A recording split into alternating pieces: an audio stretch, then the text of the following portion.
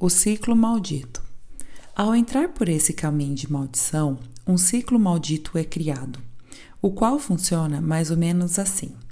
Primeiro, nós sentimos inspirados acerca do futuro, acerca de nós mesmos e do que nos espera. Criamos uma imagem do que deve acontecer conosco e do que deve ser o investimento das pessoas em nós. A seguir, lançamos sobre as costas dos outros o pesado fardo de trazer à realidade aquele hipotético futuro que enxergamos para nós mesmos. Desejamos que os outros nos façam ser, em vez de nos ensinarem apenas a fazer. É diferente. Todos que projetam essa maldita expectativa nos outros se frustram terrivelmente. Isso aconteceu com vários daqueles jovens que liderávamos. Alguns esperaram, em suas fantasias, que com uma varinha de cordão suas questões internas fossem todas resolvidas, que seu mau caráter fosse completamente mudado, sua estabilidade emocional fosse simplesmente removida como que por mágica. Alguns fantasiaram que simplesmente por andar conosco se tornariam como Eliseus, espirituais, fazendo até machados flutuarem. Certo irmão, até hoje, vive uma mágoa mal curada em relação a mim, pelo fato de eu não ter feito dele um grande pastor de multidões como ele sonhava. Outro que decidiu seguir na vida profissional e não viver no ministério, também rompeu conosco e mudou de igreja. Ele foi embora porque não conseguimos manter a mesma proximidade dos primeiros anos no novo contexto de milhares de membros e dezenas de igrejas sob nossa responsabilidade. Outro casal escolheu o caminho da mágoa, inveja e ressentimento por não terem compartilhado da notoriedade, do reconhecimento e da mesma prosperidade. Ressentiram-se do nosso êxito e começaram a criticar o tempo todo, comparando, sempre criando problemas, exigindo mais, insatisfeitos, reivindicando. Pessoas assim, em vez de criarem seu próprio espaço, exigem sempre que um pouco do nosso prato passe para o deles. São um tormento.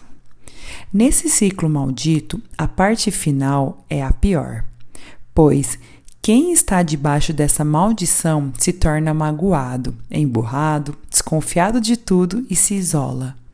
Nesse processo terrível, o que deveria produzir crescimento e amadurecimento emocional gera gente oprimida, esquisita e terrivelmente triste. A maldição mata completamente sua vida espiritual, sua esperança e o seu potencial, tornando-se gente do fundo do poço, tendo sempre nas mãos uma nota de cobrança contra os outros. Sempre os outros que falharam, os outros que não fizeram, os outros que não deram, os outros que não reconheceram, os outros que não foram, os outros que não investiram. Gente tão terrivelmente autocentrada que não consegue ver que todos seguiram adiante, vivendo suas próprias vidas, conquistando, avançando e prosperando. Só eles ficaram para trás. O final triste desse ciclo da maldição das expectativas é que o mesmo veneno que os intoxicou na caminhada, a projeção de cobranças e expectativas sobre os outros, finalmente se torna a lápide de suas sepulturas. Todos continuam vivendo a vida e avançando. Eles, entretanto, estão no fundo do poço, procurando culpados para minimizar seu angustiante fracasso. Sentem-se injustiçados, rejeitados, mal amados, incompreendidos, traídos, desfavorecidos, preteridos. E essa venenosa amargura ainda é projetada até o fim no suposto culpado.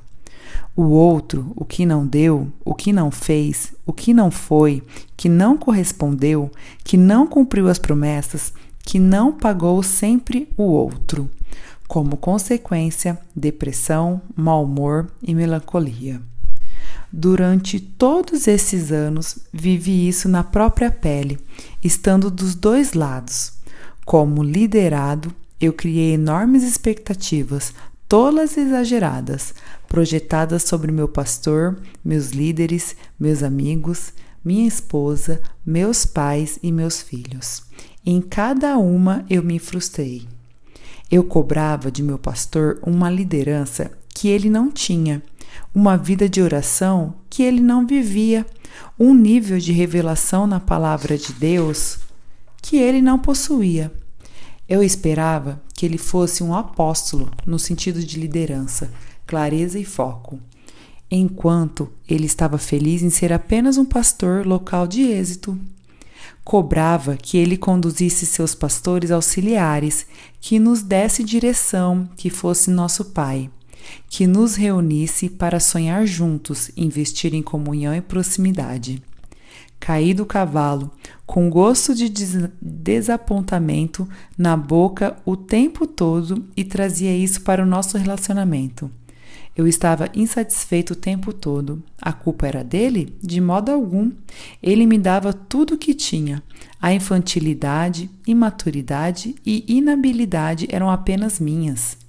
Se acontecesse comigo hoje de ter por perto um pastor auxiliar com o tipo de atitude que eu manifestava, logo o colocaria no seu lugar. 20 e poucos anos atrás não foi assim. Sofri e fiz sofrer. Não me cobro muito hoje também, pois naquela época ninguém mais maduro e com clareza nessas questões veio me discipular. Tive que me fazer sozinho, me virar, amadurecer na marra. Contudo, você não precisa cometer os mesmos erros, meu querido irmão. Meus amigos também penaram comigo por eu exigir tantos deles sem que eu mesmo investisse em manter e preservar nossa comunhão. Infelizmente, naquele tempo, pessoas lideradas por mim aprenderam comigo esse comportamento maldito.